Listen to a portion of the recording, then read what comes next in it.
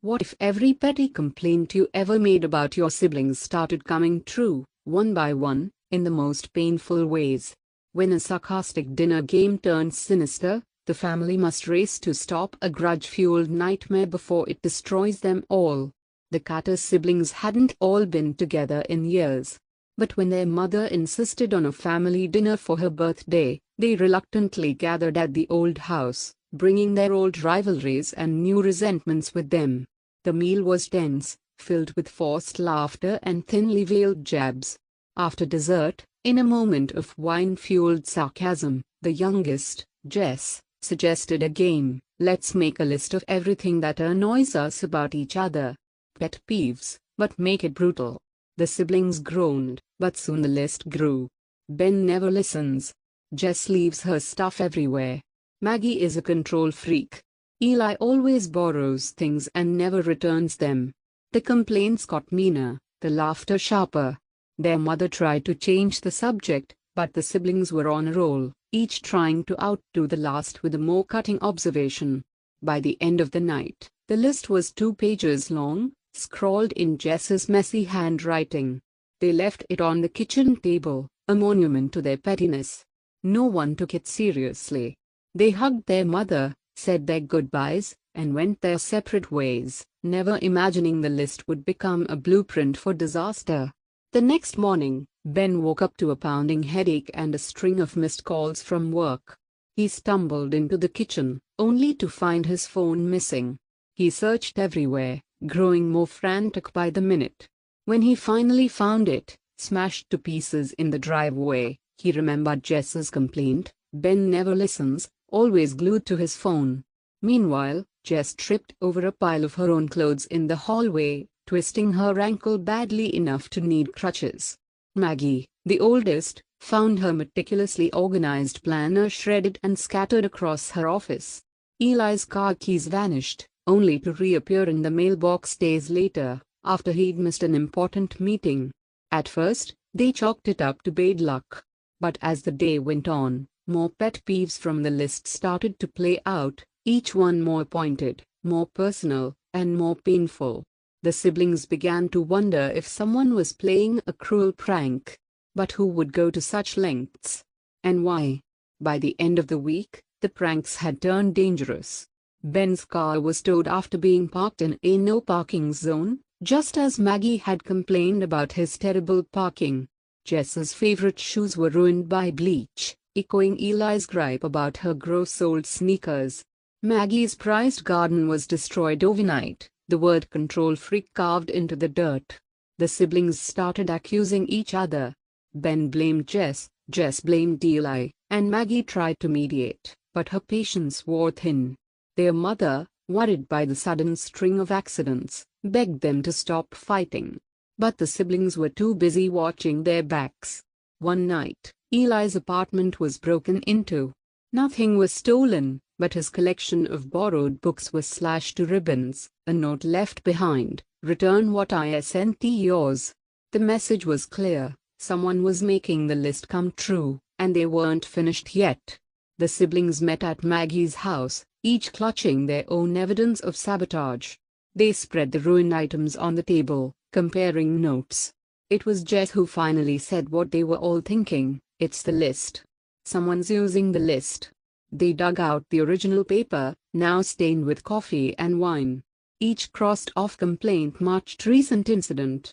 The siblings realized with horror that the attacks were escalating, moving from petty annoyances to real harm. Ben suggested going to the police, but Maggie hesitated. "What do we say? That someone's making our pet peeves come true?" Jess, limping on her crutches, snapped, "We have to do something before it gets worse." They agreed to stick together, to watch each other's backs. But as they left Maggie's house, a shadow watched from across the street, a copy of the list in hand. The siblings began to suspect everyone. Was it a jealous ex? A disgruntled neighbor? Or one of their own, taking revenge for years of slights? They set up cameras, changed their locks, and tried to act normal. But the attacks continued. Ben's tires were slashed. Jess's laptop was hacked. Her embarrassing email sent to her boss. Maggie's car was keyed with the word bossy. Eli's apartment was flooded after someone left the bathtub running. The siblings started to turn on each other.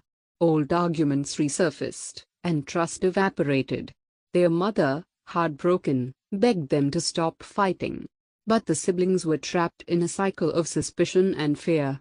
One night, Jess caught a glimpse of someone outside her window, a figure in a hoodie, moving too quickly to identify. She called the others, her voice shaking. "It's not over," she whispered. "They're still out there." Desperate, the siblings devised a plan. They would host another dinner, pretending to make amends. They invited everyone who had access to the house, friends, neighbors, even old flames. They set up hidden cameras, hoping to catch the culprit in the act.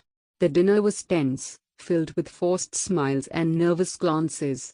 As the night wore on, the siblings watched the cameras from a laptop in the study. Hours passed, and nothing happened. But just as they were about to give up, the power went out. In the darkness, someone crept into the kitchen, rifling through drawers. The siblings rushed in, catching the figure by surprise. It was their cousin, Rachel, quiet, overlooked, always in the background. Rachel broke down, confessing everything. She'd always felt invisible, overshadowed by the Carter siblings. The list was the final straw, a reminder of every slight, every time she'd been left out or ignored. "You never even noticed me," she sobbed. "I wanted you to feel what I felt." She explained how she'd used the list as a blueprint, escalating the pranks to get their attention. But as things spiraled out of control, she couldn't stop. "I just wanted you to see me," she whispered. The siblings were stunned. They'd never realized how much Rachel was hurting. Ben apologized for ignoring her, Jess for making jokes at her expense, Maggie for always taking charge, and Eli for never returning her books. The siblings debated what to do. Ben wanted to call the police, but Maggie argued for compassion. Jess, still limping, was furious, but Eli pointed out that Rachel needed help, not punishment. They confronted their mother, who was devastated by the truth. She apologized to Rachel, promising to do better. The family agreed to keep the incident private, focusing on healing rather than revenge. Rachel started therapy, and the siblings made an effort to include her in family events. They destroyed the list, vowing never to let petty grudges come between them again. With the truth out, the family began to heal. The siblings apologized to each other, acknowledging the ways they'd hurt one another over the years. They started new traditions, game nights, group texts, and regular check-ins. Rachel slowly regained their trust, and the siblings learned to see her as more than just a background character. Their mother, grateful for a second chance, worked to bring the family closer together. The Carter family's reputation recovered, and the siblings found joy in each other's company once more. The list became a cautionary tale, a reminder of the power of words, and the importance of kindness. On the anniversary of the infamous dinner, the family gathered for a new tradition, the gratitude game. Instead of listing pet peeves, they shared things they appreciated about each other. Laughter filled the house, and the old wounds faded. Jess toasted to forgiveness, Ben to second chances, Maggie to family, and Eli to moving forward. Rachel, smiling for the first time in years, thanked them for finally seeing her. As the night ended, the siblings hugged, knowing they'd survived the worst, and come out stronger. The power of petty grudges was broken, replaced by love and understanding. If you believe in the power of forgiveness and breaking the cycle of family grudges, share this story with someone who needs hope. What would you do if your words came back to haunt you? Let us know in the comments below.